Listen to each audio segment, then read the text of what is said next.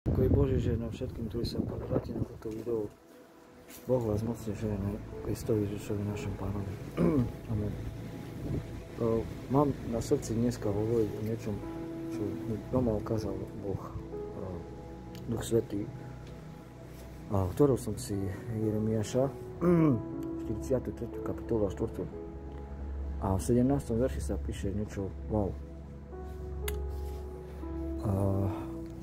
Píše sa tam, že izraelský ľud kadil, prinášal úľubu kráľovne nebies. A Boh chcel, aby som o tomto rozprával. Viete, kto je tá kráľovna nebies? Panna Mária. Panna Mária je tá kráľovna nebies a Boh nechce, aby ste uctievali kráľovnu nebies. Je to ohavné voči Bohu. A ja vám poviem prečo. Prvé sväté prikázanie je: ja som Pán tvoj Boh, nebudeš mať okrem iný Boh, ktorý si sa kláňal alebo slúžil. Nezhotoví si podobizeň ničoho, čo je hore na nebi, dolu na zemi, vo vodách a pod zemou. Nebude sa ničomu takomu kláňať ani tomu slúžiť. Lebo ja som Pán tvoj Boh, Boh žiarovo milujúci. Komu má slúžiť? Komu má slúžiť, to je jednému a pravému Bohu, ktorý ťa príde súdiť. Tomu máš slúžiť. Toho máš uctievať. Náš Pán Ježiš Kristus hovorí, že máme si ctiť syna, nie Pannu Máriu. Nie Panna Mária išla na kríž za hriešných. Hej. Ja som to tiež robil, tiež som sa modlil Panne Márii ako katolík. Hej. Ale otvor si Bibliu a čítaj. Čítaj Bibliu a otvoria sa ti oči. Budeš vidieť pravdu, ktorú diabol nechce, aby si videl. Toto vás učia katolíci. Ale je to ohavné. Je to ohavné. Jediného a pravého Boha, ktorý stvoril nebo a zem, toho máš uctievať, tomu máš slúžiť a tomuto sa máš kláňať, ktorý ťa príde súdiť. Každé telo, mŕtvého i živého, toho máš uctievať a tomu máš slúžiť. Boha v Kristovi Ježišovi, našom Pánovi. To je jeden jediný a pravý Boh. On sám to hovorí, že Otec je vo mne a ja som v Otcovi.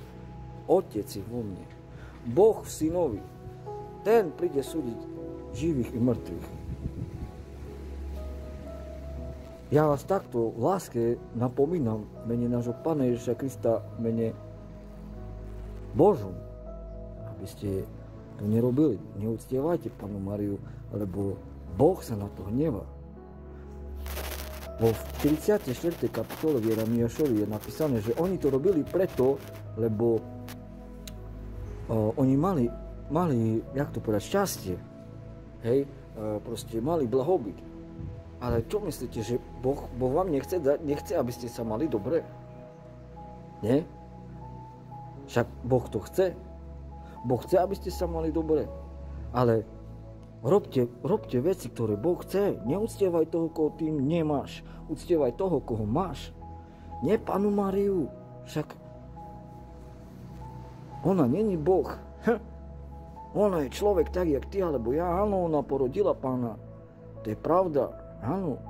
A je následovničkou Pánovou. Tak ako každý človek, ktorý prijal Ježiša Krista, nášho Pána, do srdca, do života, nasleduje ho. Ale ona není Boh, ona není to, aby si predmetom uctievania. Ona není to. Boh je predmetom uctievania. Jeho máš ctiť, jemu máš slúžiť, jeho máš uctievať, jemu sa kláňať. V Kristovi Ježišovi, našom Pánovi. Hej, neberte zlom toto video, proste toto chcel Boh, aby som urobil a ja iba robím to, čo Boh chce. Hej, lebo tak, ako som povedal, prvé sväté prikázanie je o tomto. Hej, náš Pán Ježiš Kristus hovorí, že kto si nectí syna, nectí si ani otca. To znamená, že ty si nemá ctiť Pannu Máriu, ty si má ctiť Syna Božieho, Kristovi Ježišovi, našom Pánovi Ježiša Krista si má ctiť. Jeho si má ctiť a Boha v ňom, ktorý je ten Boh, ktorý stvoril nebo a zem, nás, ľudí, na svoj obraz. Takže to je druhá časť toho videa, hej. Ja sa ešte raz pomodlím a idem ešte raz do Božieho slova, prečítam presne tak, jak to je napísané, hej, a nech hovorí tak Boh, čo chce Boh povedať. Sláva ťa, chvála ťa, Oče môj nebeský, sláva ťa, chvála ťa, Pane môj, Ježišu Kriste, moc Synu Boží, sláva ťa, chvála ťa, Ježiši Duch Svätý. Oče môj nebeský, prichádzam pre Tvoje znešenia svetova, poženám tvár, v duchu a pravde pokorne až k Tvojim nohám, v mene a skrze nášho Pána Spasiteľa Ježiša Krista, Tvojho milovaného Syna. Ja ťa prosím, drahý Bože, za odpustenie všetky moje vedomé a nevedomé hriechy, ktoré Ti vyznávam, všetky moje vedomé a nevedomé neprosím pre ňa viny, ktorými som sa voči Tebe previnil, a ktorými ste, Bože môj, v pokore Ti prosím za odpustenie urazov.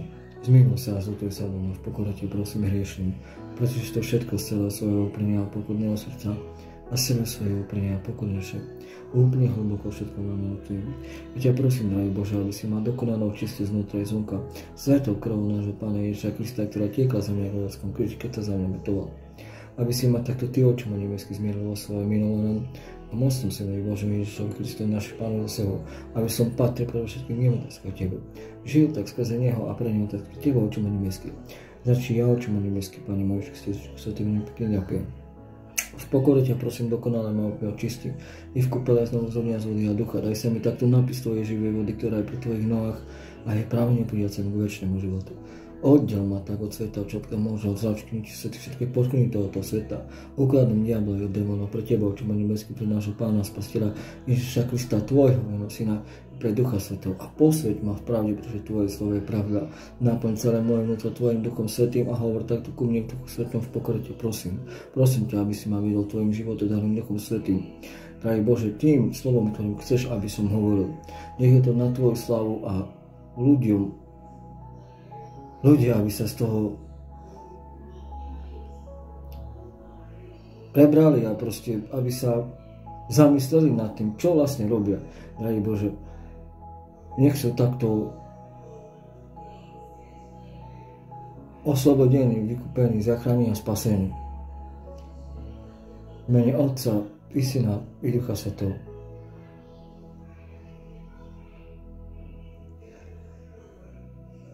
Tvoj sláve, Oče nebeský, sláve Tvojho Syna, nášho Pána Spasiteľa Ježiša Krista, k sláve Svätého Ducha.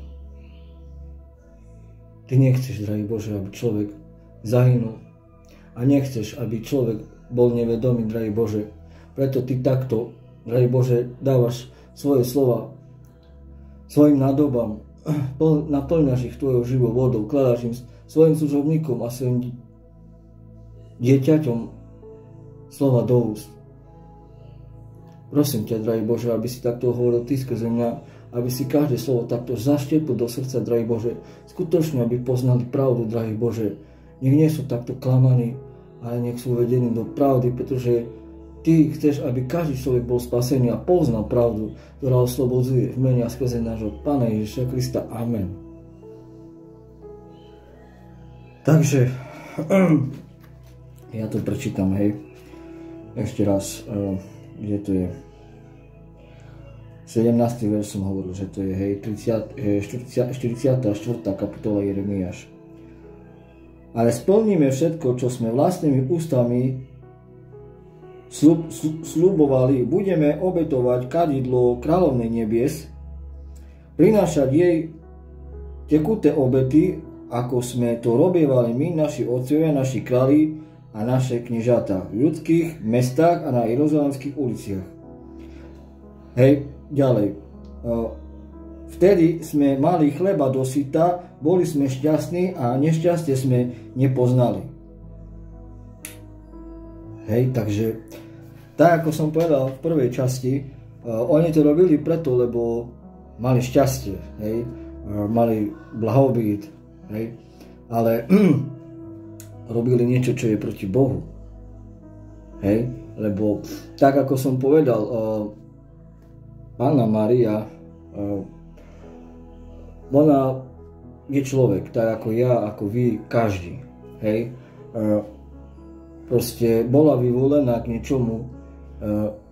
Hej, Božie slovo hovorí, že ona našla milosť u Boha. Hej, ale to neznamená, že človek by mal uctievať. hej. Ja vám prečítam to, čo mi potom dal Duch Svätý, hej. Že to nie je správne uctievanie. Ja vám niečo poviem. V Biblii je napísané, že keď padol Petrov tieň na niekoho, hneď bol uzdravený, niekoho trápilo akákoľvek choroba. Bol posadnutý, ja neviem čo, proste bol uzdravený, hej. To sa píše vo Skutkoch apoštoloch, 5. kapitola, 15. a 16. verš, hej. Ale ľudia si hneď povedali, poďme, uctievajme Petra a modlíme sa k nemu. Ľudia, to nie je správne uctievanie.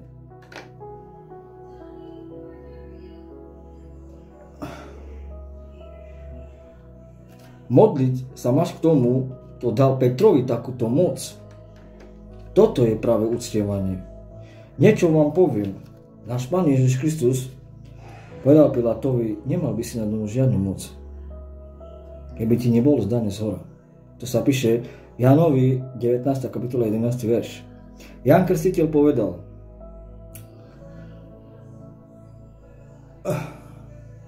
človek si nemôže vziať, ak mu to nie je dané z neba, z hora, z neba vlastne.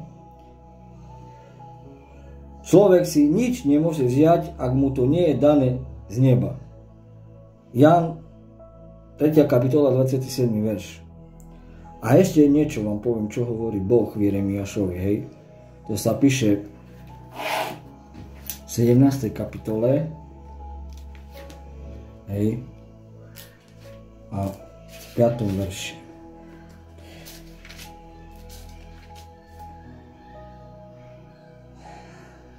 Prekliatý človek, ktorý sa spolieha na človeka a má za oporu smrteľné telo. Tak.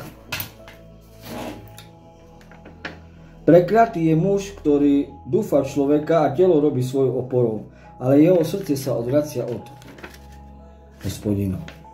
Hej? Od Boha, hej? Od Otca. Takže skutočne, ľudia, berte si to k srdcu a nerobte proste takéto vety, že doma máte sošky, Panna Mária, neviem čo. Toto vás naučil človek, toto nie je od Boha.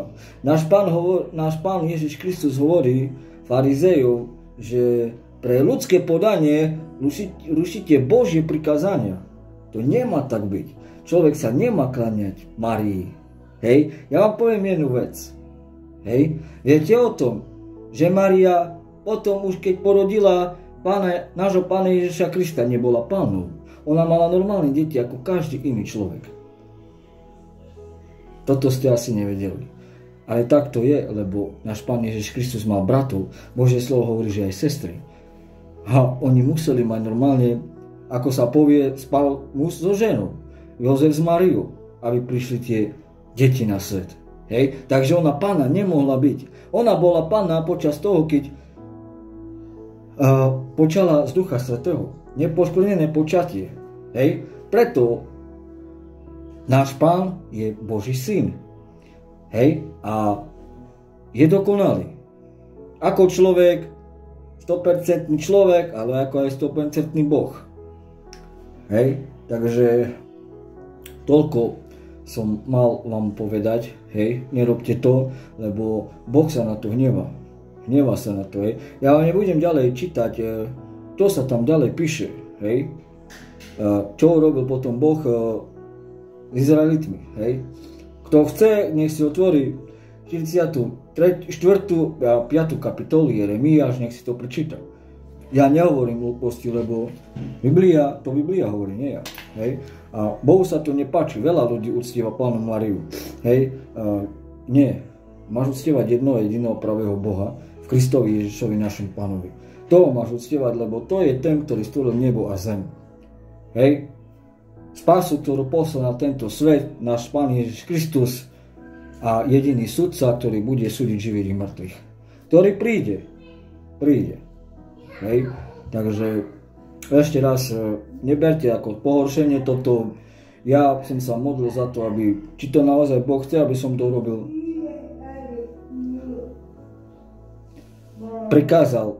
Prikázal, že to mám urobiť. Teraz mi to hovorí Duch Svätý.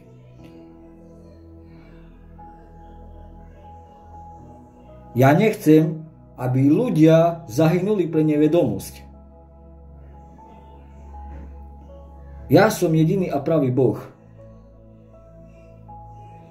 Mňa máte uctievať. Ku mne sa máte modliť, mne sa máte kláňať a jedine mne slúžiť. Toto povedal aj Ježiš, náš Pán. Keď prišiel Satan, toto všetko ti dám a predo mnou padneš a bude sa mi kláňať. Ale on povedal, prečo do mňa Satan? Lebo Pánovi svojmu Bohu budeš sa kláňať a jemu samému budeš, jemu jedinému budeš slúžiť. Jemu samému budeš slúžiť, niektorý preklad hovorí, hej. Takže Boh nechce, aby ste zahynuli pre nevedomosť. Nerobte to. Máte doma sošky. Von. Hej. To je modla. Je to niečo, čo je proti Bohu. Boh je živý. Či v tebe ešte není život. Ty nemáš v sebe život, nie si živý. Modli sa ku kameňu, nech k tebe prehovorí. Neprehovorí, ku mne hovorí Duch Svätý a to je tretia božská osoba. Hovorí ku mne. Takže ešte raz vyberte to ako poučenie. Boh sám hovorí, môžete si to nájsť. V Biblii je to napísané. Môj ľud hynie pre nevedomosť. Nevedomosť. Nerobte to. Bohu sa to nepáči, nechce to. Hej. Takže tak ako som povedal, v láske som vás napomenul, v Kristovi Ježišovi našom Pánovi, nerobte to. To som neurobil ja. Toto napomenutie nie je odo mňa. Ja som človek, ja tiež robím chyby. Ja keď som sa dozvedel, že proste tu je pravda, ktorú diabol nechce, aby ste vy poznali, hej, treba študovať Božie slovo, modliť sa ku Bohu, ku Otcovi. Prísť k Ježišovi Kristovi, on je jediná cesta ku Bohu. Všetko sa to dozviete v Biblii. To treba urobiť. Nedajte sa klamať. Nerobte to. Lebo Boh vás miluje. Zoberte si tak, že on dal svojho jednorodeného syna za hriešných ľudí. Za hriešných ľudí. Za nás. Za všetkých. A vedel presne, čo budeme robiť. Vedel. A napriek tomu išiel na kríž. Išiel. Lebo videl nie to, čo robíme zle, ale to, čo robíme dobre. Keď ho chválime, keď plačeme, keď sa modlíme. Keď robíme to, čo je jemu milé. Takže nech vás Boh mocne žehná v mene nášho Pána Spasiteľa Ježiša Krista. Amen.